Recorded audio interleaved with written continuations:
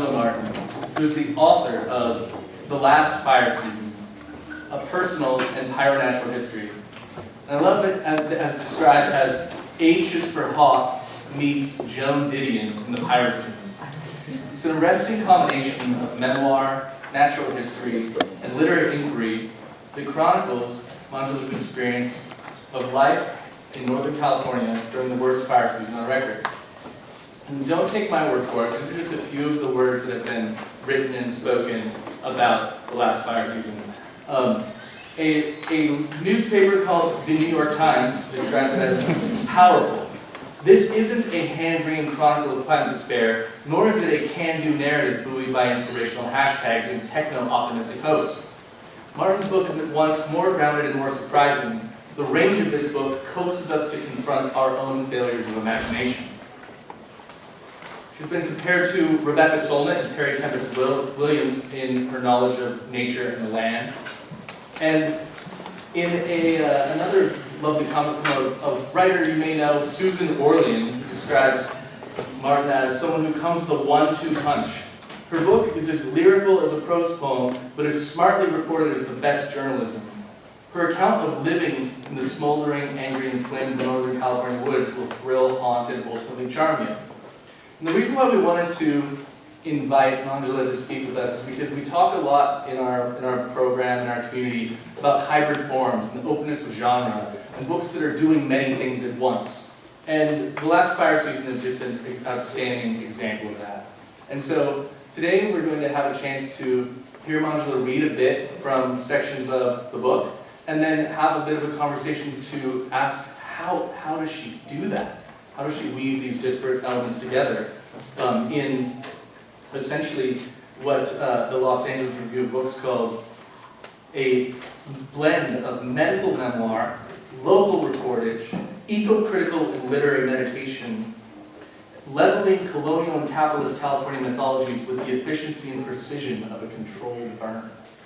So this is just one of many of Manjula's accomplishments. In addition to The Last Fire Season, she's co-author of Fruit Trees for Every Garden, which won the 2020 American Horticultural Society Book Award and helped save my citrus. Martin edited the anthology Scratch, Writers, Money, and the Art of Making a Living, and hopefully we'll get a chance to talk a little bit about that too. And she was also managing editor of the National Magazine Award-winning literary journal Zoetrope All Story. She comes to us today from her home in western Sonoma County, California. Please welcome Manjula Martin. Thanks for having me. It's lovely to be here. Thanks for showing up when we have alpacas as our competition. I'm going to read a little bit from the book. I'm not going to give you too much intro. I think it's pretty self-explanatory, but as Chris talked about, this is a memoir that blends several threads, including natural history and more recent history of wildfire in California, specifically in Northern California. It also talks about a health crisis that I experienced that led me to having chronic pain, which was the result of several reproductive health things that went horribly, horribly wrong.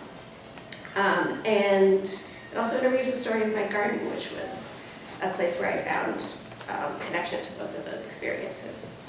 So we're going to pick up somewhat towards the end of the book. This is a section that I think all you need to know is that I'm gardening in my garden, and sometimes I secretly water the roses without telling my partner, even though, we have some water shortages in California. So I'm secretly watering the roses. I think the only other thing you need to know here, excuse me, is that I've been seeing a therapist who was talking about sort of crafting a story out of chronic pain and how sometimes you have to change the story.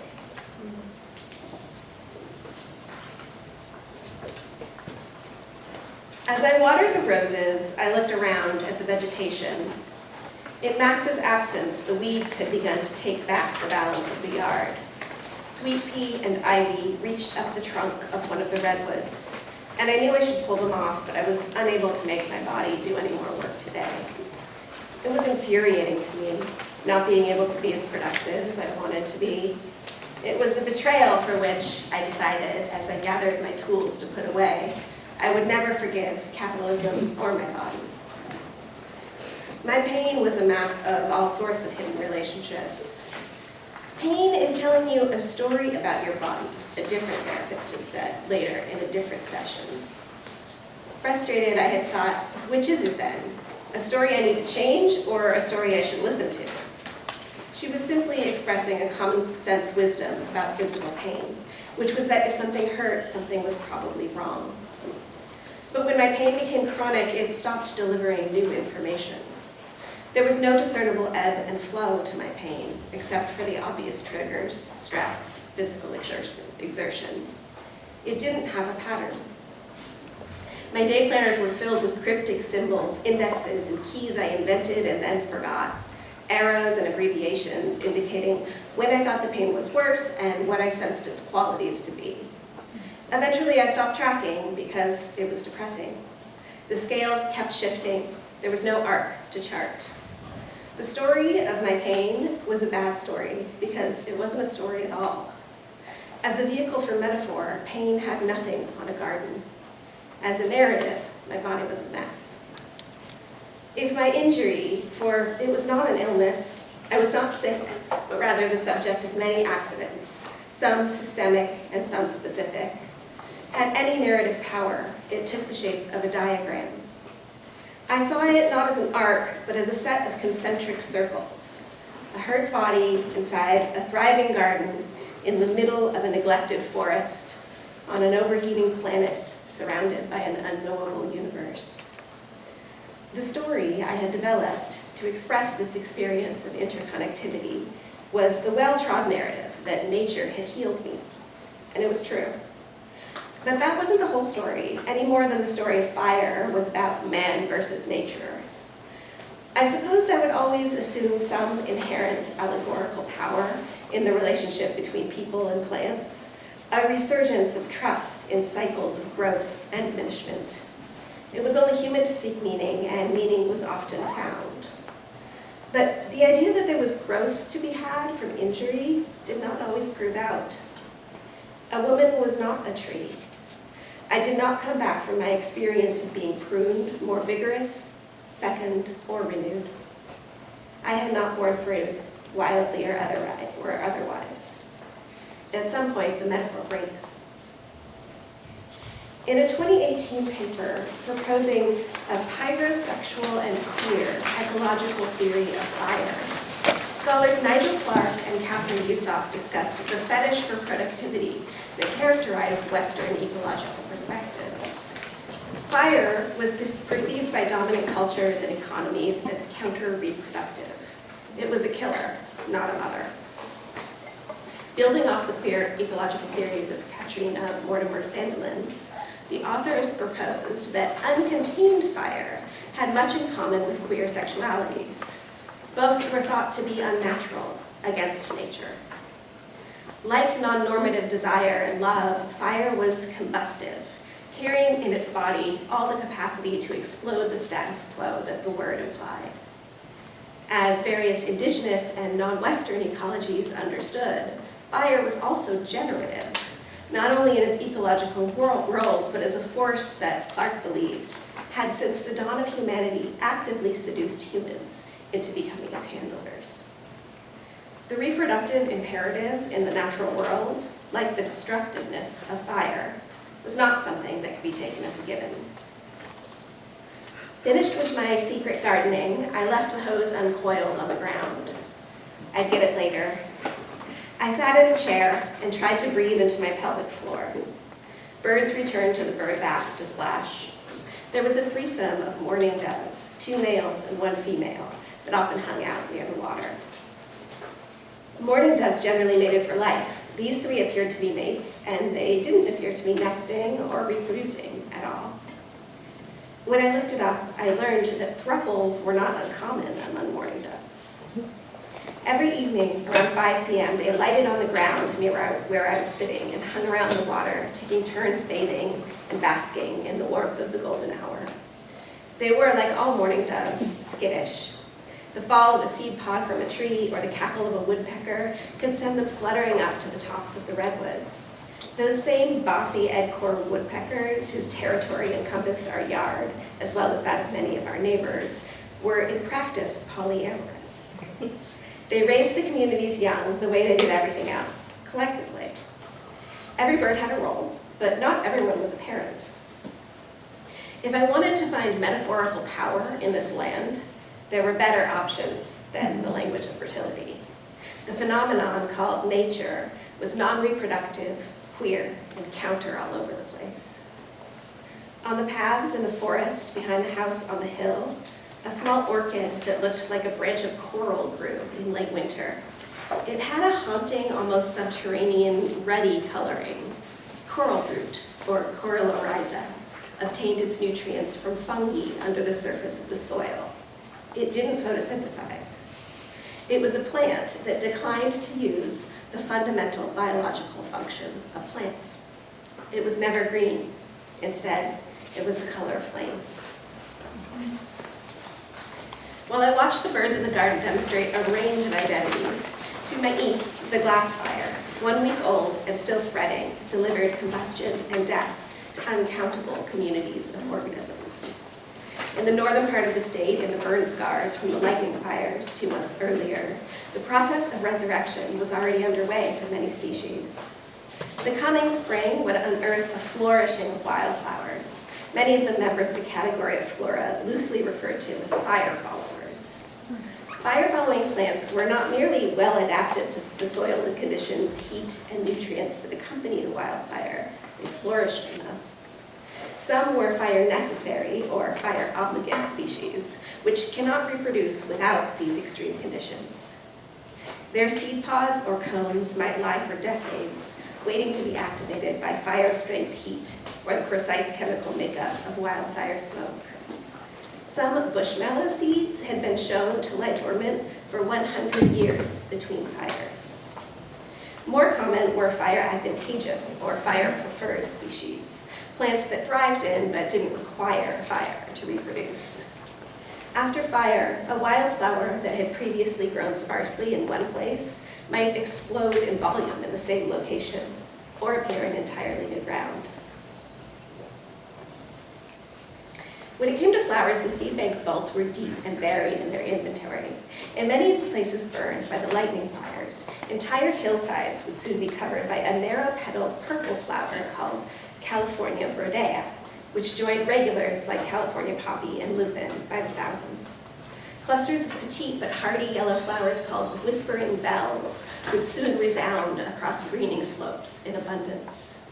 To the east of Santa Rosa, on hot and often burned Hood Mountain, fire would engender new outcrops of Ceanothus sonamensis, a rare red-flowered version of California lilac that was endemic to Sonoma County.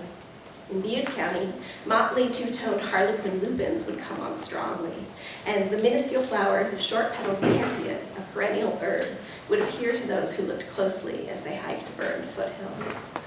In meadows between burned redwood groves at Big Basin Redwoods State Park, a tall rose-violet mallow that looked like a hollyhock, Ileana bakeri, would be spotted. Calendrinia breweri, a relative of the common wildflower red maize, would grow in abundance not seen in living memory.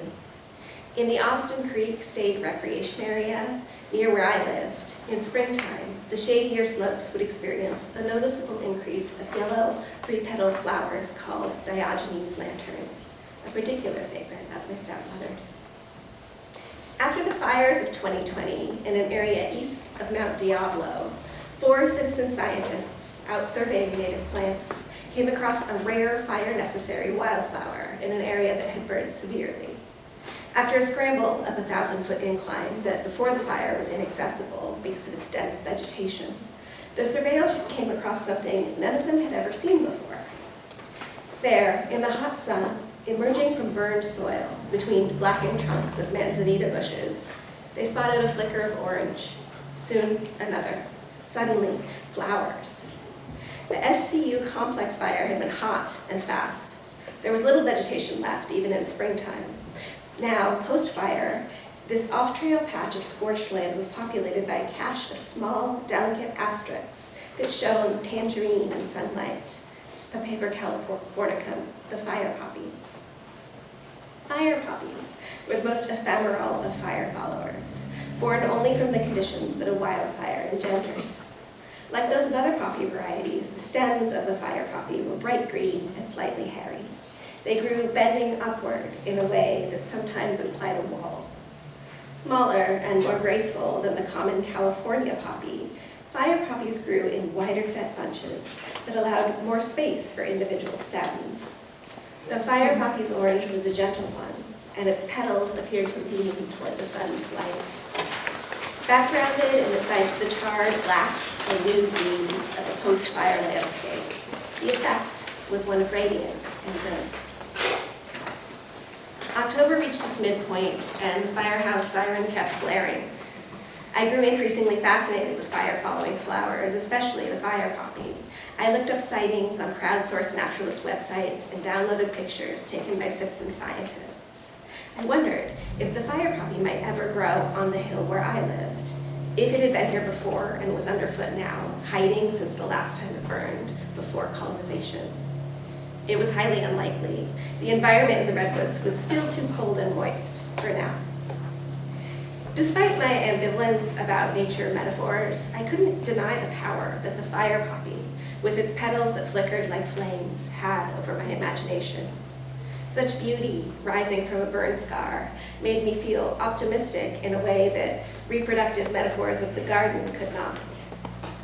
In those first weeks of October, from my place deep within a state of constant alarm, the knowledge of these plants' existence allowed me to envision post-fire landscapes that offered more than soils decimated by heat and forests made of ash. Admittedly, fire followers were a clear demonstration of metaphors of birth and rebirth in the natural world. But more important to me, the flowers told a story of fire that allowed for the complexities involved in such an experience, without offering up a simplified binary of reproduction or death. Unlike a woman or a gardener, fire could have it all. It was a killer and a caregiver. It played the part of villain, protagonist, and deus ex machina at once. The fire poppy photo that I kept as my computer screensaver helped reassure me that my ambivalence about the cycles of harm and renewal I was experiencing was not an aberration.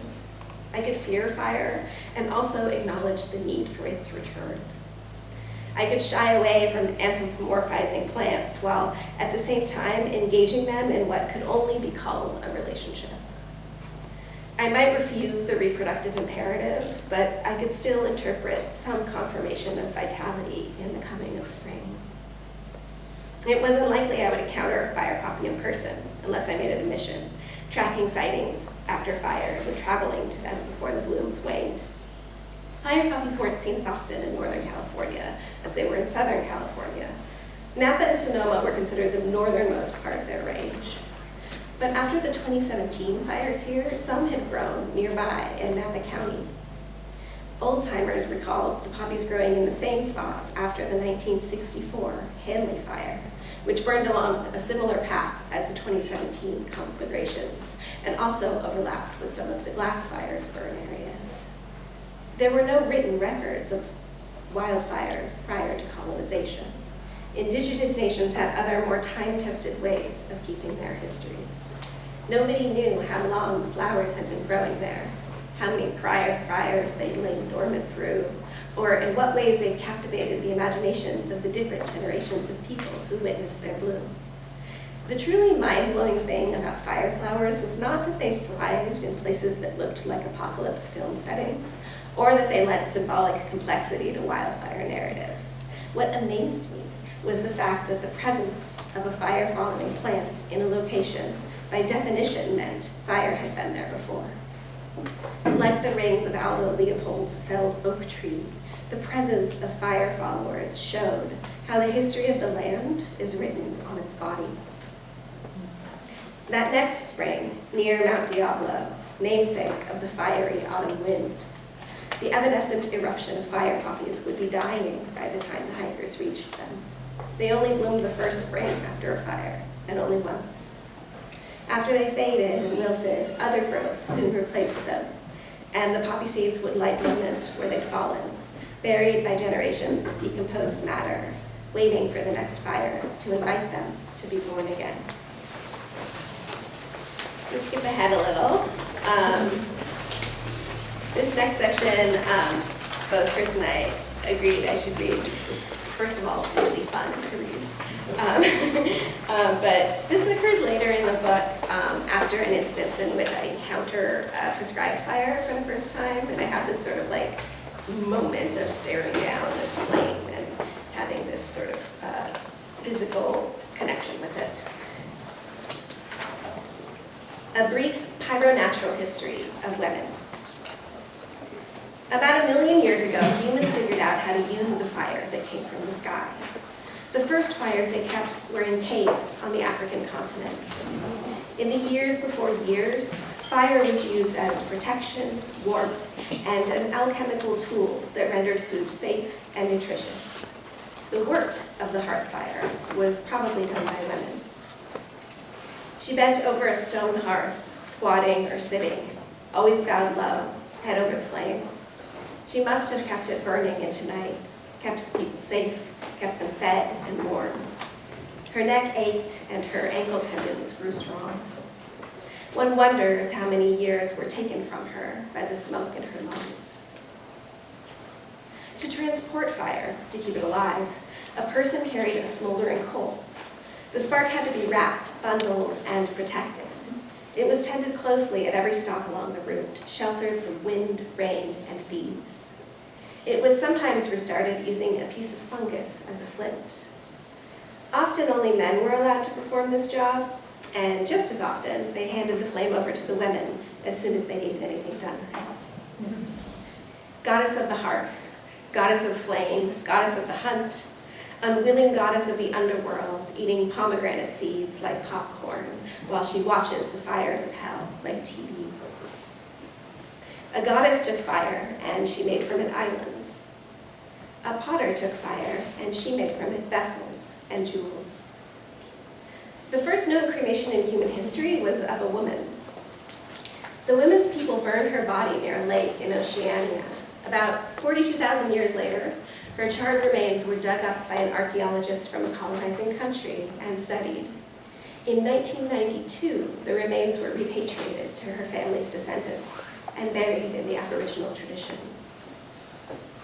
In the 2nd century BC, in the Temple of Vesta, goddess of the hearth and the fire within it, a flame burned that was believed to symbolize the life of the Roman Empire.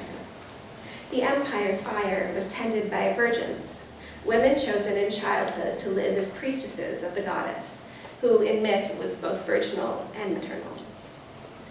When Vesta's flame needed to be relit, the virgins rekindled it with specially rigged reflective mirrors, tilting and pivoting these instruments until the rays of the sun converged and lit the fire again.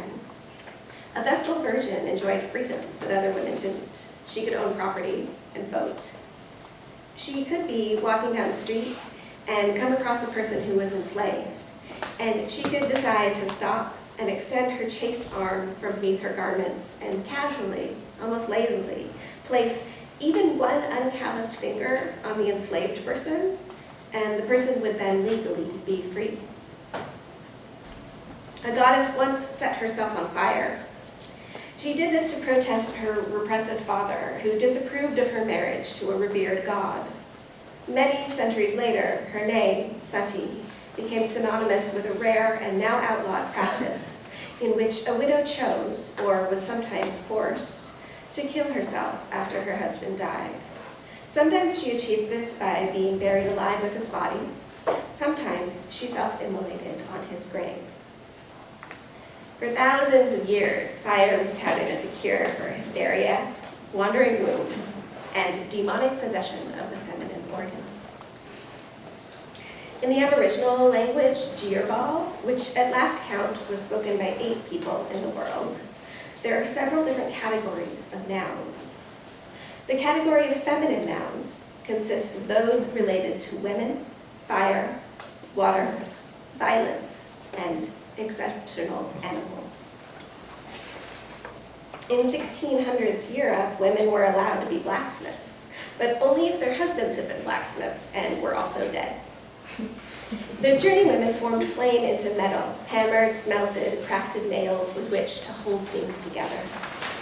They knew the names of everyone's horses. They knew the heat, and their bodies knew burns and heavy things. In The Trojan Women Setting Fire to Their Fleet, a 1643 painting by French artist Claude Lorrain, the artist depicts a scene from classical literature in which the women of the defeated city of Troy, after wandering for years, were encouraged by a goddess to set fire to their ships and make their home where they stood in what is now Sicily. The image shows 11 women and a baby gathered on a beach where a dozen or so tall ships are anchored. 3 women in a rowboat are landing on the sand near them. One woman, central in royal blue, holds a smoking torch. At first glance, fire isn't visible in the painting. The eye is drawn instead to the soft blue sky, the tourmaline waters, and white smoke rising from the woman's torch.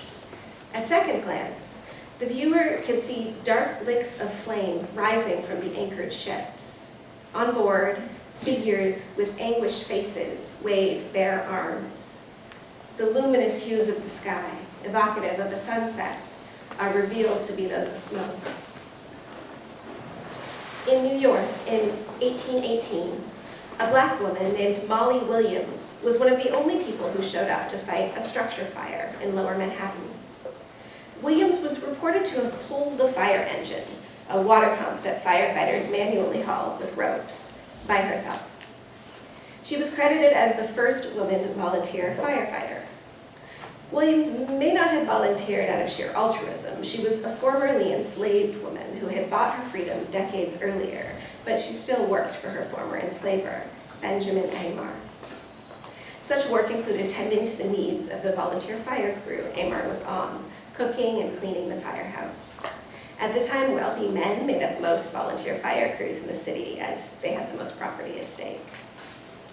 The firemen were all sick with the flu on the snowy night that Williams, who had been caring for them at the firehouse, became the only member of Oceanus Engine Company 11 to show up to a fire. She was 71 years old. In Victorian England, servants rose every morning in the cold dark to silently light the chamber fires of noblemen and noblewomen. While they were there, they emptied the chamber pots.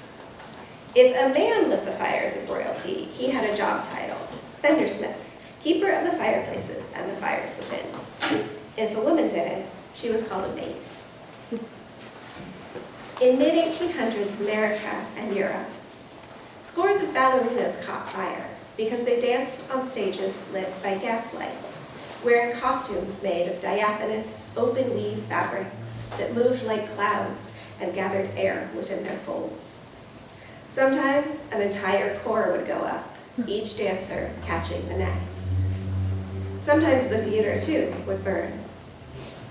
The same types of fabric were used in trendy dress styles of the time. The writer Henry Wadsworth Longfellow's second wife, Fanny, was burned to death by her own diaphanous dress in their home. Oscar Wilde's 2 sisters died together in a similar fashion. It was estimated that in England alone, 3,000 women died of dress fires within 1 year. In 1911, in New York City, 14-year-old seamstresses Kate Leone and Rosario Maltese, who were immigrants like most of their colleagues, were either burned or suffocated or jumped to their deaths at work.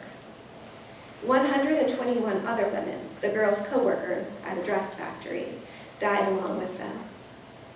Later, it was found that the factory doors had been bolted shut to prevent the workers from taking breaks. Before their deaths, Kate and Rosaria worked 6 days a week, labor that might earn them as much as $10. Between 1912 and 1914, suffragettes organizing to win the vote for women in the United Kingdom conducted a direct action campaign using arson as a tactic. During this time, there were as many as 100 incidents in which bombs and other incendiary devices were planted in government buildings and other infrastructure targets by suffragettes affiliated with the Women's Social and Political Union.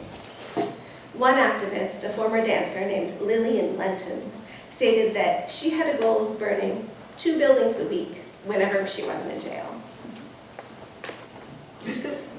In the 1944 Howard Hawks film, To Have and Have Not, 19-year-old Lauren Bacall holds a lit match in her right hand and eyes a mark while it burns. Her lips are closed around a cigarette that droops, ready for the flame. Her eyebrows are arched peaks. Her big shouldered suit is cut in a tight houndstooth. She looks unimpressed.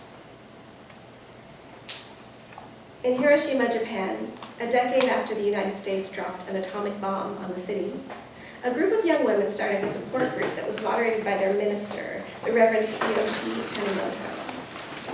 The women had been severely burned during the bombing and subsequent fires.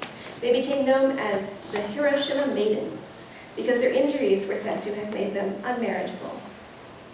Reverend Tanimoto had been featured in Hiroshima, John Hersey's legendary New Yorker article and subsequent book. Tanimoto used his moment in the spotlight to start a charity that would bring the women to the United States for reconstructive surgery.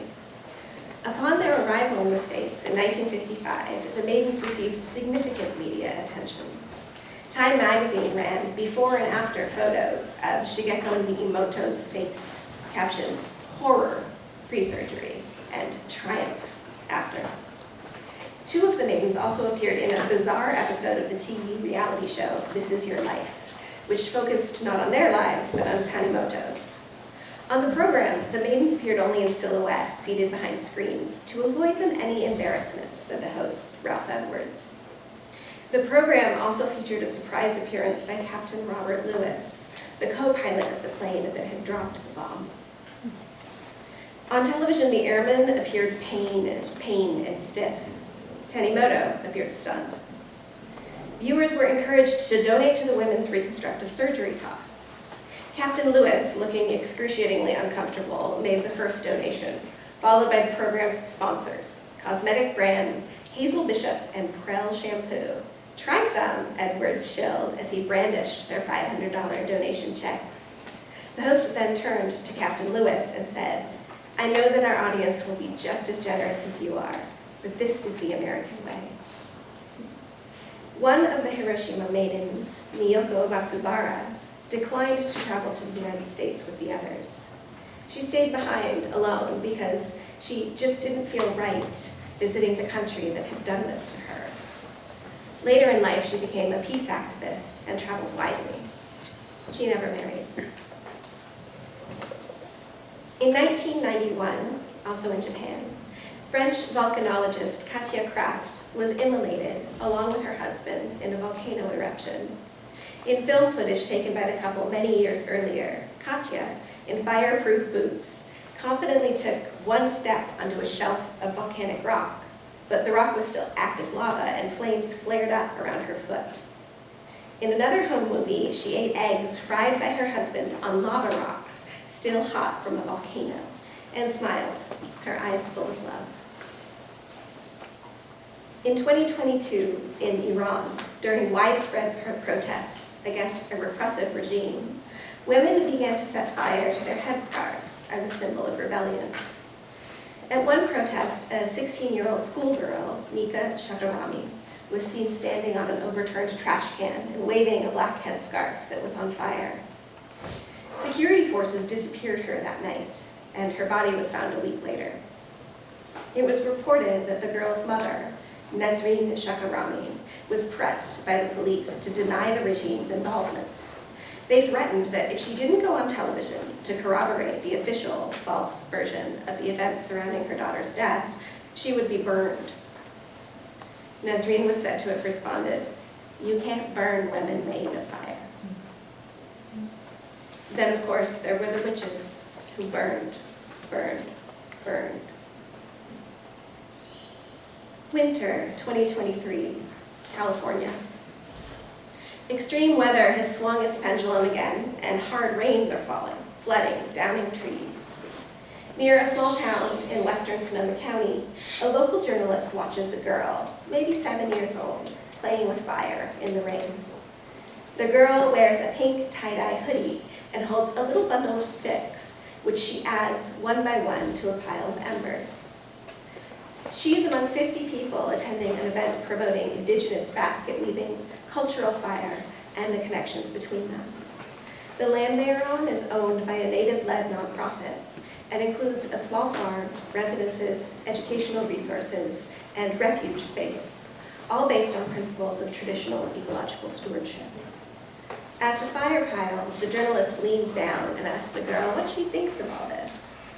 The kid looks at her mother, who nods like, "Go ahead, honey, it's okay."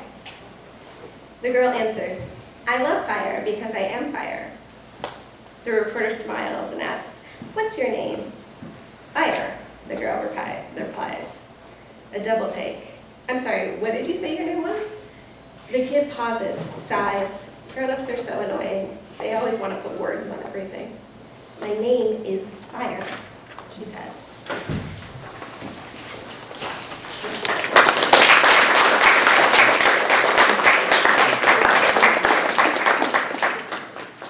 There are a lot of writers in the room today who are trying to do two or more things at once in their work, and maybe asking, how do I do that? And so to sort of take a step back to the big picture, when did you decide that this was going to be both a personal book and also a book that is full of information and theory and history?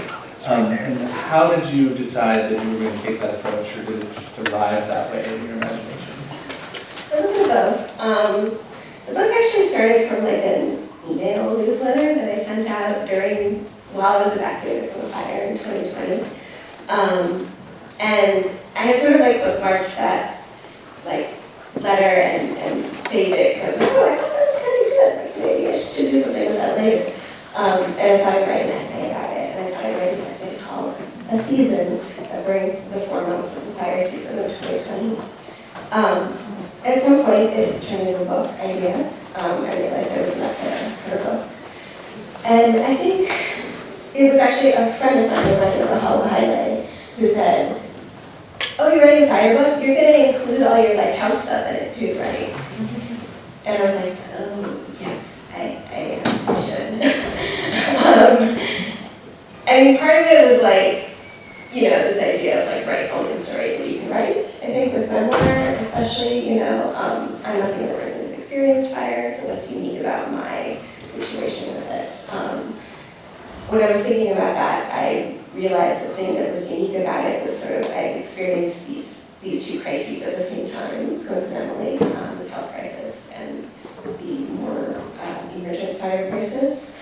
And the thing that connected them for me was my garden. My garden was like a way that I was physically in a relationship with the landscape that I lived in, and while it wasn't physically healing, it was healing in other ways, as I read about. And once I realized that, I was like, okay, I have 3 threads here. I have like body, garden, and ecosystem. And you know, there's a lot in there too, because there's also like researching after the fires where I go and talk to people in affected communities. And that's sort of like another thread, and then there's history of wildfire in California and the West. And honestly, I just realized that I needed to put all that stuff in there because that's the story. Like, context is important.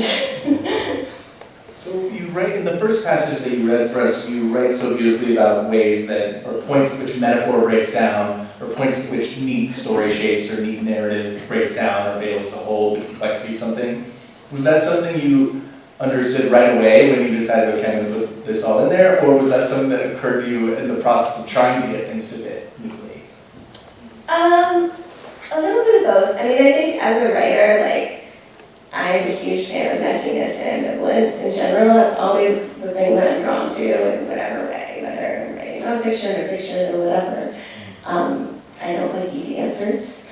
But I think in this case, once I began writing about my body, and a major part of the body storyline is that I had a hysterectomy, so I'm not able to reproduce in that way. Once I began writing about that, I realized that, and I was writing about my garden at the same time, and I was like, damn, like, it's all cliches. Like, the only language that I have to use that is common to describe this stuff, to me felt cliched. And it was important to me to sort of like dig into that and really look for other ways to talk about what I was experiencing, in part because climate change is something that we're all experiencing. We don't really have the stories set up for it. Like, we're trying to figure out how to tell these stories, right? Which is another reason why I wanted the book to be a memoir and not like a reported history of fire. I'm looking for different ways to talk about this stuff and to tell the stories. If you were, perhaps there's someone in this room who's looking at a manuscript in progress right now and asking themselves, is this too messy? How do I make this fit? Can you talk about like moments in your process, in your drafting process, where you sort of encountered a sense that this is going to be like difficult to contain, sort of how you got through that, or was it just a matter of just tell us about like how you shaped the messiness along the way, and times that felt maybe more or less possible than others. Yeah, it will, but I just want to go back actually. I just thought of one thing. One other thing that is the reason why I sort of dug into the messiness of the language that we have to talk about both fire and bodies and nature, is that when I began like pitching this and working with a publisher and an editor, all of the people working on it live in New York. And all of them think that like climate change doesn't affect them, although obviously it does. And there was a lot of like, sort of like, you know, in a world without hope, this woman is going to solve climate change kind of pitches. And I was like, no, that's not what I'm doing here. And so it became almost like a reaction to people presuming things about my story. So to build off of that, so it sounds like there were times at which your desire to do some things structurally and aesthetically and philosophically with the project sort of came up against some of the binaries or narrative shapes or neat containers of publishing. Totally. How did you embolden yourself to say, I'm doing this the way I want to do it? I mean, luckily I had a really fabulous editor and publisher. Like, I was with Pantheon, who's sort of known for, like, you know, smarty pants, weird stuff. And my editor totally understood it. Honestly, like, my agent had some questions, so I had to kind of, like, do some learning with her. But it's her job to sell stuff, you know. And so I think, like, the people who I actually had on my team were really supportive, but I think it was just that sort of constant, like, oh, you're writing a book about fire. Is it like a disaster book where, like, you know, you run away from the fire and then something bad happens and then you triumph and then you go back to life as normal? So that was like my rebellious instinct kicking in, more against sort of like general perceptions of that, as well as like looking at other books that had done well that I loved a lot, but weren't the kind of book that I was trying to write. Were there some particularly useful models as you were trying to go toward this structure or this shape? That's a good question. I mean, Terry Tempest Williams' book Refuge was definitely a model. For me, I was actually much more interested in, like, I read a lot of fiction, actually, non-climate related fiction. And I read, like, I reread Ursula Le Guin's craft essays, which I talk about in the book, and sort of her ideas about, like, narrative being a vessel and not a skier or a one-way journey. So that was actually really helpful. And then I think the main other book that was really inspiring was not like an embodiment of what I wanted to do, but it was, you know, an idea that I was really taken with, which I talk about in the book, which is Staying with the Trouble, a book by Donna Haraway. Just the title says basically all of it. Yeah. You know, in addition to the challenge of like balancing so much different subject matter, did you find yourself trying to find the right voice or tone that can contain all this as well, or did you sense yourself sort of from chapter to chapter, passage to passage, like trying to adopt different voices or different tones if we're talking about different things, or were you trying to sort of create a voice that can hold it all in addition to a structure? I mean, I think when you have so many different things going on, like, and back to your question about structure, like, for me, I needed, like, a rigorous structure and a very firm scaffolding, and almost like a really strict constraint to give myself, because otherwise it's just, like, all over the place. And because there's so many different types of writing in the book, having that kind of, like, container for it, it was just necessary for me. within that, I think there are different modes. Like there's some passages that are a lot more lyrical, there's some stuff that's, you know, a lot more like confessional, and then there's some pretty hard reporting and like nature talk, you know. I think voice isn't ever my problem as a writer. It's other stuff that I have trouble with. But I think looking back, like, yeah, I think I didn't want it to be like, now I'm doing my poetic stuff about my womanhood, and then now I'm doing a journalism. Like, I didn't want to have that sort of flip-flop that a lot of thread narratives have, where it's like section break journalism, section break personal thing. And to some extent that does exist in the book, but I wanted it to be more open than that, you know, more braid. And the way that I ended up sort of landing on how to find the voice was honestly just thinking about, like, what do I talk about when I'm telling the story to a friend? And at what point do I need to come in with history and facts and context when I'm explaining to other people, like, what's going on either in my life or in the environment or stuff like that. So just at a very base level, it was really important to me to, like, not do, like, expertise talk. And I tried to keep all the sciencey stuff really accessible. That passage actually that I read is, like, one of the only passages where I throw, like, several scientific names at you.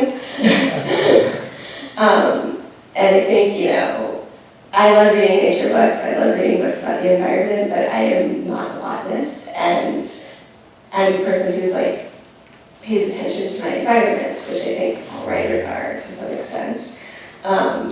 And it drives me crazy when I'm, like, reading a book and they throw all this science, you know, like, okay, I have to read this while I have Wikipedia open, which is fine and valid and one way to read, but that's not how I wanted this book to read. I wanted it to feel like a story. On a brief tangent, since you mentioned being someone who pays attention to your environment, can you just describe for us briefly, like, where you live and like how you work and how where you live intersects with what you work on? Totally, yeah. I didn't read that part. Usually I start with that part. So I live in Sonoma County in the Redwoods, which is about an hour and a half north and west of here. I lived in San Francisco and other big cities most of my adult life, and I moved to Sonoma County in 2017, just as the Santa Rosa firestorms were happening. So I realized right away when I moved to the woods that fire was going to be a thing. I worked from home there. At the time that all this happened, I was writing a novel, which was put aside to write this. What else? Yeah, I mean, so you mentioned, for example, like gardening is a big part of your life and your book and your creative practice. Like, yeah. It is actually. You know, gardening wasn't something. So my dad is a horticulture teacher, and that's who I co-wrote the fruit trees book with, which is like a whole other creative process that I've been talking about for a really long time. Writing a book with your dad, but it was great, but complicated. And so gardening has been something like that I grew up around, but I never actually did it myself until I moved to a house that had a yard, which was, you know, in 2017. And I immediately sort of planted apple trees and roses, which are the things that I love, and apple trees are discussed much in the book. I talk about the metaphor of pruning as relates to, like, trees and bodies and words in it. And so I just discovered it, basically, at that time. Like many other people in, like, 2020 with their pandemic gardens, you know. I don't know if it's a product of entering middle age or, like, I'm that lady now who, like, talks about her plants. But for me, that's, like, it's a creative process to garden. Like, there's actually a scene in the book where, like, I'm making a bouquet and it's like making a piece of art in a way. Like, it's part of a process that, you know, you're choosing things, you're creating an aesthetic, you're creating a voice in some ways for all this color and scent. I want to, before we turn it over to the audience, I want to dig into just a few passages in particular that you read from. And one of the reasons why I love to hear you read from the brief Pyronatural History of Women is because you literally cover millions of years of history in a few short pages. How did, was this always this size and shape? Like, how did this hyper-condensed, beautifully lyrical, information-rich history come to be this shape? So I feel like this is the only chapter in the book that's written in this way. The rest are more personal and or, you know, more environmental. And there's a storyline in the book that's like me going through 4 months in California. And this is like a pretty hard break from that storyline. This is actually the kind of writing that I love to do, just because it's fun. But basically this occurs later in the book, and it happened because I felt like something was missing. There's like this narrative with my body and my sort of thinking about healing and how that relates to the planet, and like the idea of living in pain and the idea of living with fire. And in the scene before this, I think I'm having this moment where I'm remembering the artwork of Anna Mendieta, who did a series called Silhouettes, where one of which was she would light the shape of her body on fire. And there's one where she digs the shape of her body in the earth and lights it on fire. And I had this experience when I was attending my first prescribed burn of like watching the flames in the dirt and just sort of, you know, instantly recalling that image. And at that point, sort of really understanding that like for me, fire is deeply connected to being a woman in some way, and I was like, what's that about? So I wanted to explore that a little bit more. And also just narratively in the structure of the book, I have all these threads, but I hadn't ever really tied them together. And this is the point in the story where they started to tie together. It comes later in the book in terms of page 300 or so, but did it also come later in your process? Yeah, it These did. were like, connections you weren't. It was a later draft, for sure. Yeah, I mean, I had, you know, many drafts, and it also had many maps. I'm a mapper, so I had this, like, you know, what I call the serial killer wall of, like, strings and post-it notes and all that. That wall had many iterations, and the way that I ended up working with this book, because I wrote it really quickly, I wrote it in a year, which is crazy, I don't recommend doing that. There were various reasons why I wanted to do it. One of which was money. And so I would do this thing where I would like print it out, and I would sort of just do like a pass looking at this one thing. So I'd do like a pass just looking at like location, or a pass just looking at like, you know, how I'm talking about fire, the vocabulary that I'm using to talk about fire. When am I talking about my pain, and using like visual markers like post-it notes, like the pink post-it note is for pain, and I want to make sure it's like evenly distributed, just really like physical like outlining, you know. And so I think at that point I had turned it in, gotten it back from my editor, and there was still just, you know, the last third of the book is hard, and there's that moment where you're like, what am I gonna do? And this is kind of the moment that evolved out of me like looking for something to both tie all the themes together and to like actually zoom out for a minute and look at sort of the larger ideas about fire and larger ideas about people and that really important history. Beautiful, thank you. I want to make sure you get a chance to take some questions from the audience, so I'm going to circulate this microphone. Okay. As soon as I pick up my mess here. Sorry, I got this one. Anybody have any questions for Manjula?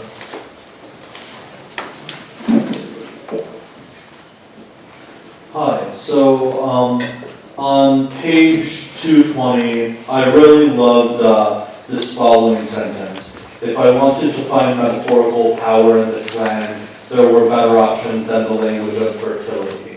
The phenomenon called nature was non-reproductive, queer, and counter all over the place. I especially love the word counter because I would be willing to guess it's a reference to the poet Gerard Manley Hopkins and his poem Pied Beauty. It's not. Oh, what's it a reference to? It's actually a reference to something far less smart. That is, I talk a lot in the book about sort of how people define their identities, and for me, a major way that I defined my identity growing up, partially because I'm Gen X and partially just like I was kind of punk rock, is being countercultural. And so that was something that I sort of was coming back around to. I was looking for ways to sort of understand nature through my, through the way that I interpret the world. Yeah. Yeah, but now I have to go back home. Thank you. It's worth a read. Yeah, no, totally, thank you. I can shout. So this history, this wonderful history of women in fire, how do you research something like that? You don't just open up Wikipedia and it's just so wide-ranging. Yeah, I started with stuff that I already knew. Honestly, some of that chapter is stuff that I wanted to put into the book in larger ways, but cut. So like I had a whole chapter about, like the sort of virginal goddess thing and fire that structurally didn't fit, but I still wanted its presence in there. So that's where that section began. And then, the answer is always just to read widely. A lot of it came from cultural stuff, like looking at paintings, looking at poetry, myths, that sort of thing. That was sort of where I really wanted to go with the fire stuff. Because we talked a lot about the science, and we talked a lot about, the behavior of fire, and I really wanted to get more at this other part of fire in humans' lives, which is like, for lack of a better word, like spirituality and sort of the unexplainable. So a lot of the stuff that's in that chapter resulted from, honestly, just like trying to find every piece of culture that I could that involved fire. And then I wanted some sort of timeline spread. It jumps around a lot. It's definitely more focused on like America and Europe than on other places, and part of that is because a lot of the dominant cultural modes come from those places. There's a lot I left out too. But is that helpful? Yeah, oh yeah.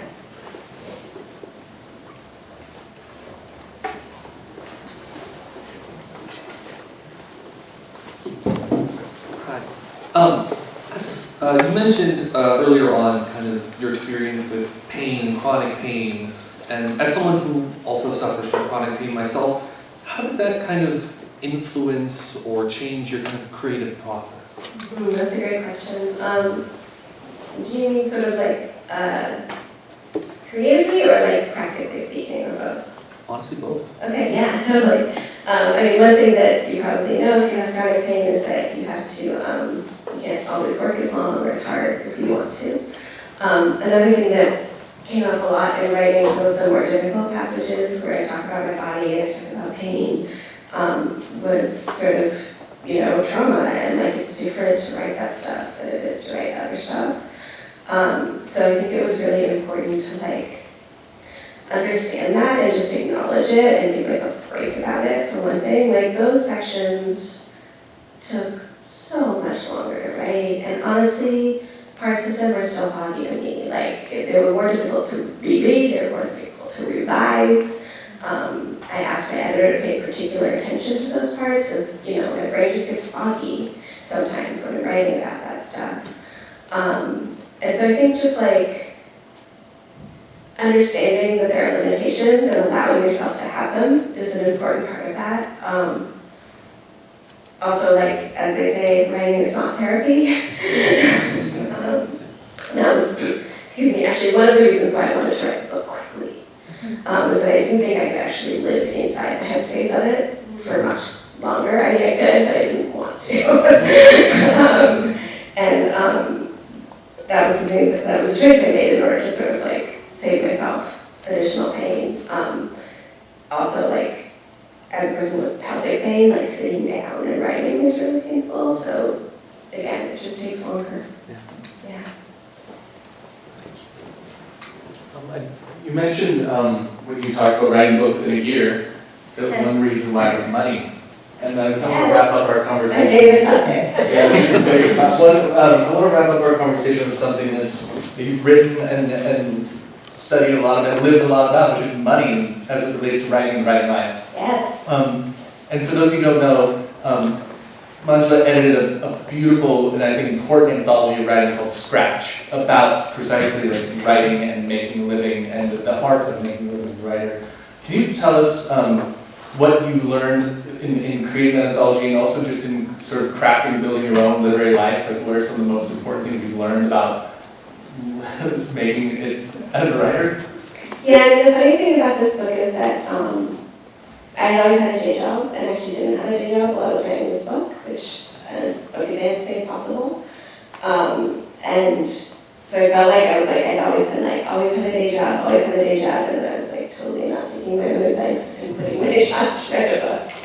But I will say that I did not do that without serious consideration and without a partner who has health insurance. Who helps me. I think I worked on this topic for years. I did a lot of interviews with writers and essays by writers. There was a magazine component to it, and like an activist organizing component to it. And I think writing is work, and it's art, and sometimes it's both, and sometimes it's one, and sometimes the other. And I think just on a personal level, as a person who practices these trades, it's important to sort of know when you're doing one thing and know when you're doing another thing. My friend, the writer Kai Milner, once said to me, she was like, "Are you writing?" And I started talking about my agent and how I'm nervous about this and this is not working, and I'm pitching this and I'm pitching that. And she was like, "Writing is not publishing."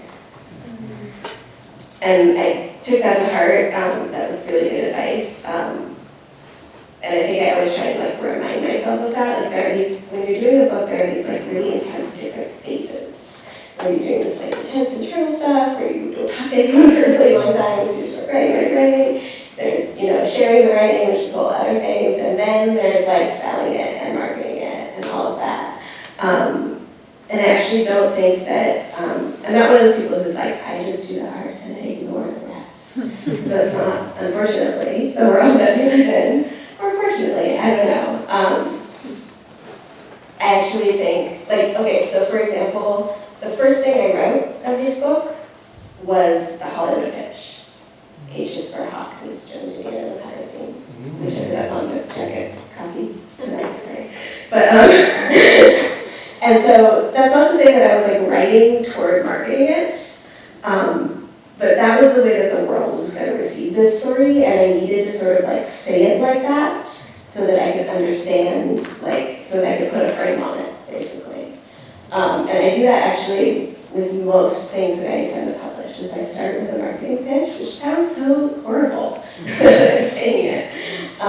Maybe it's because I used to be a copywriter, and that's the way my brain works. I don't know. To your point, though, you have to sort of shepherd this proposal through so many different hands. You do, and you have to learn how to sell it. Yeah. And you have to learn how to explain it quickly and simply to people who might not really understand what you're talking about. And then you have to trust that it's good enough to transcend all of that. And you would consider all of that the work, and then the art, which is your beautiful lyricism and weaving all of this together and telling the story and crafting the story. Yes, which is also the job. But it's different parts of it. Yes.